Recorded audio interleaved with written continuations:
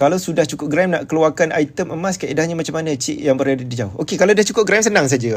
Okey, cukup gram tu berapa tuan-puan? Okey, cukup gram tu berapa? Okey, cukup gram tu dia 0.5 gram. Sekarang ni 0.5 gram pun dah boleh keluarkan. Cuba tengok ni item paling kecil ni. 0.5 gram. Dia ada macam-macam design lah. Jadi ada 0.5 gram dalam ni dah boleh keluarkan.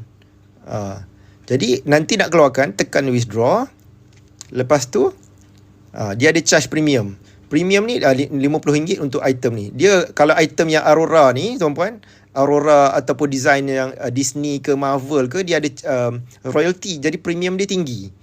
Kalau item yang biasa-biasa macam ni, tengok ni gambar peacock ni, burung merak ni RM15 je. Gambar masjid ni RM15. Spiderman, tengok Spiderman RM60. Ni melibatkan royalty Lion King RM60. Ni melibatkan royalty. Jadi bayar ni, lepas tu dia ada charge GIT. GIT ni maksudnya Gold in Transit. Gold in Transit ni maksudnya pos berinsurans. Maksudnya Public Gold akan hantar kepada kita melalui pos berinsurans. Kalau tak sampai dalam masa 10 hingga 15 hari bekerja, contact Public Gold, report kepada Public Gold untuk Public Gold buat siasatan dan ganti yang baru. Bukan report courier company Okay.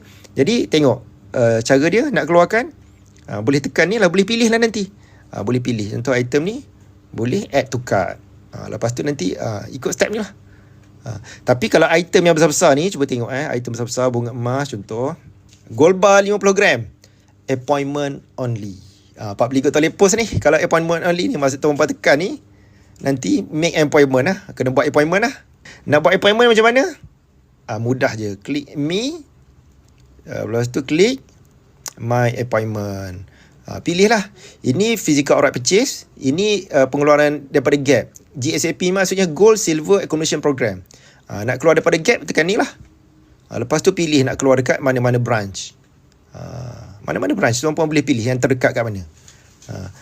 Ataupun dia ada satu lagi cara yang menarik. Dia ada cara yang menarik juga. Tuan-puan pergi dekat Find Us ni, boleh keluar dekat Gold ATM. Mana nak cari Gold ATM Public Gold? Tekan Find Us ni. Find Us ni branch, ini nama senarai branch, ini our ATM. Tengok mana Gold ATM terdekat dengan tuan-puan, boleh keluarkan juga emas daripada akaun emas Gap. Jadi menarik tuan-puan sangat menarik. Jadi tuan-puan nak keluarkan senang je. Login mobile apps ni, tekan benda ni. Tekan benda ni, lepas tu pergi scan dekat dekat Gold ATM tu. Boleh keluarkan terus benda ni. Jadi mudah sangat mudah.